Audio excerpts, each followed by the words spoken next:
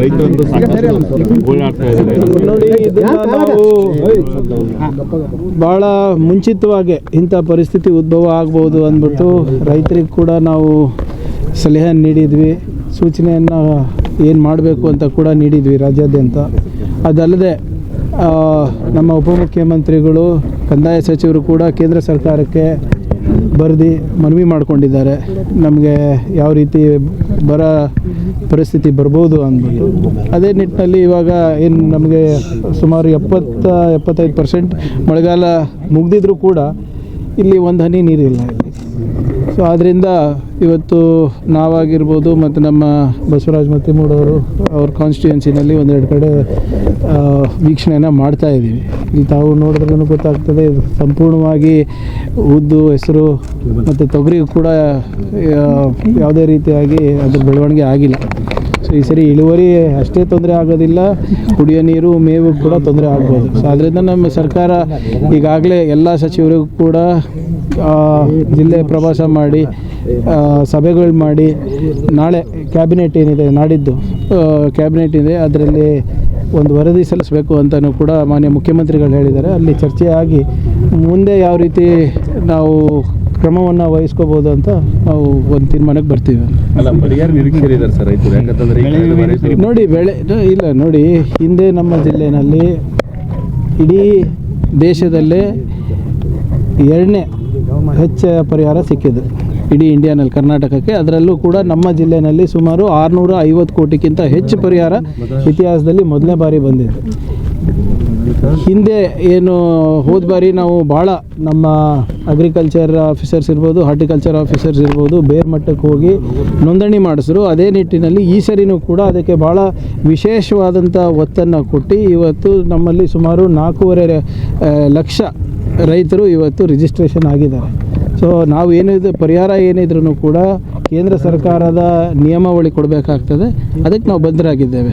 So ಇದರಲ್ಲಿ NDRF ನೋಡಿ, ನಾವು ಇವಾಗಿಂದ ಅಲ್ಲ, ಇದು ಸದನದಲ್ಲಿ ರಾಹುಲ್ ಗಾಂಧಿ ಅವರು ಇರ್ಬೋದು, ಖರ್ಗೆ ಸಾಹೇಬ್ರು ಇರ್ಬೋದು, ಭಾಳ ಸರಿ ಪ್ರಸ್ತಾಪ ಮಾಡಿದ್ದಾರೆ. ನೀವು ಬರ ಘೋಷಣೆ ಮಾಡಿ ಅಂತ ಎಲ್ಲರೂ ಹೇಳ್ತಾ ಇದ್ದಾರೆ. ಆದರೆ ಮಾಡಲಿಕ್ಕೆ ಡ್ರಾಟ್ ಮ್ಯಾನ್ಯುವಲ್ ಪ್ರಕಾರನೇ ಮಾಡಬೇಕು.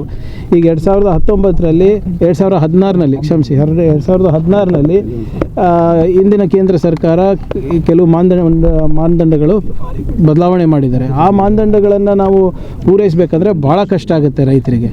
ಸೊ ಸರಳೀಕರಣ ಮಾಡಿ ಅಂತಲೂ ಕೂಡ ಭಾಳ ಸರಿ ಪ್ರಸ್ತಾಪ ಮತ್ತು ಚರ್ಚೆ ಪಾರ್ಲಿಮೆಂಟಲ್ಲಿ ಕೂಡ ನಡೆದಿದೆ, ನಮ್ಮ ಅಸೆಂಬ್ಲಿನಲ್ಲಿ ಕೂಡ ನಡೆದಿದೆ. ಆದರೆ ನಮ್ಮ ಕೈ ಕಾನೂನಾತ್ಮಕವಾಗಿ ಕಟ್ಟಾಕಿದ್ದಾರೆ ಕೇಂದ್ರ ಸರ್ಕಾರ.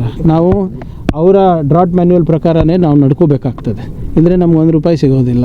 ಆಮೇಲೆ ಹೋದ ಬಾರಿ ತಮ್ಗೆ ಗೊತ್ತಿರೋ ಹಾಗೆ ಪರಿಹಾರದಲ್ಲೂ ಕೂಡ ಸ್ವಲ್ಪ ವಿಳಂಬ ಮಾಡೋದಕ್ಕೆ ನಾವು ಕೋರ್ಟಿಗೆ ಹೋಗಬೇಕಾಗಿತ್ತು. ಸುಪ್ರೀಂ ಕೋರ್ಟು ಛೀಮಾರಿ ಹಾಕಿದ ಮೇಲೆ ನಮಗೆ ಪರಿಹಾರ ಬಂತು. ಸೊ ಅದಕ್ಕೆ ನಾವು ಹಿಂದಿನ 1-2 ವರ್ಷದಲ್ಲಿ ಏನೇನು ಪಾಠಗಳನ್ನು ಕಲ್ತಿದ್ದೇವೆ, ಬರ ನಿರ್ವಹಣೆ ಇರ್ಬೋದು, ಅತಿವೃಷ್ಟಿ ಇರ್ಬೋದು, ಅದನ್ನು ನಾವು ಮುಂಜಾಗ್ರತವಾಗಿ ಈಗಾಗಲೇ ನಮ್ಮ ಸರ್ಕಾರದಿಂದ ಮಾಡಲಿಕ್ಕೆ ಪ್ರಾರಂಭ ಮಾಡಿದ್ದೇವೆ. ಈಗ ಕಳೆದ ವರ್ಷದ ಬೆಳೆ ವಿಮೆ ಪರಿಹಾರನೇ ಬಂದಿಲ್ಲ, ಸೈಡ್ನೇ ಕಂತಿದ್ದು ಇಲ್ಲ ಆಲ್ಮೋಸ್ಟ್ ತಾರತಮ್ಯ ಇಲ್ಲ ನೋಡಿ, ಸಮಾನವಾಗಿ ಯಾರಿಗೂ ಸಿಗೋದಿಲ್ಲ. ಈಗ ನೀವು 5 ಎಕರೆ ಹಾಕಿದ್ದೀರಾ, ನಿಮ್ಮ ಇಳುವರಿ ಜಾಸ್ತಿ ಇರ್ಬೋದು, ನಾನು 5 ಎಕರೆ ಹಾಕಿದ್ರೆ ನನ್ನ ಇಳುವರಿ ಜಾಸ್ತಿ ಕಮ್ಮಿ ಇರ್ಬೋದು. ಅದ್ರ ಪ್ರಕಾರ ನೋಡಿ, ಕ್ರಾಪ್ ಕಟಿಂಗ್ ಎಕ್ಸ್ಪೆರಿಮೆಂಟ್ ಇರ್ಬೋದು, ಬೇರೆ ಯಾವುದೇ ಏನೋ ಇದಕ್ಕೆ ಮಾನದಂಡಗಳಿದೆ, ಅದು ಪಬ್ಲಿಕ್ ಮುಂದೆನೇ ಆಗುತ್ತೆ. ಯಾರು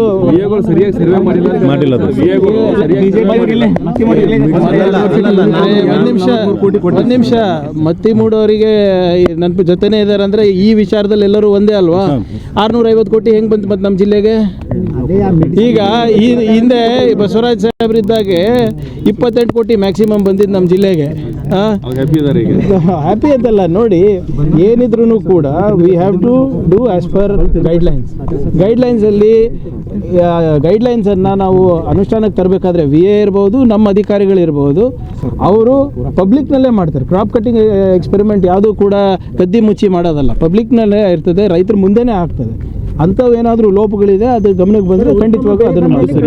ಅದು ಯಾವುದೇ ಇದ್ರೆ ಗಮನ. ನನ್ನ ಪ್ರಕಾರ ಸೊ ಒಂದು 20% ಪಂಚಾಯತ್ನಲ್ಲಿ ಈ ಸಮಸ್ಯೆಗಳು ಬರ್ತಾ ಇದೆ. ಅದು ಯಾಕೆ ಬರ್ತಾ ಇದೆ ಅಂತ ನಾವು ಪರಿಶೀಲನೆ ಮಾಡಿದಾಗ ಕೆಲವು ಕಡೆ ನಮ್ಮ ರೈತರು ಕೂಡ ಏನೋ ಸಹಕಾರ ನೀಡಿಲ್ಲ, ಇವರು ಕೂಡ ನಮ್ಮ ಅಧಿಕಾರಿಗಳದ್ದು ಬೇಜವಾಬ್ದಾರಿತನ ಇದೆ ಅಂತ ಗೊತ್ತಿದೆ. But whatever it is we will try to sort it out. ಸರಿ, ಸಂಪುಟ ವಿಸ್ತರಣೆ ನಂತರ ಸಾಕಷ್ಟು ಯಾಕೆ ನಿಂತು ಕೇಳ್ತೀವಿ?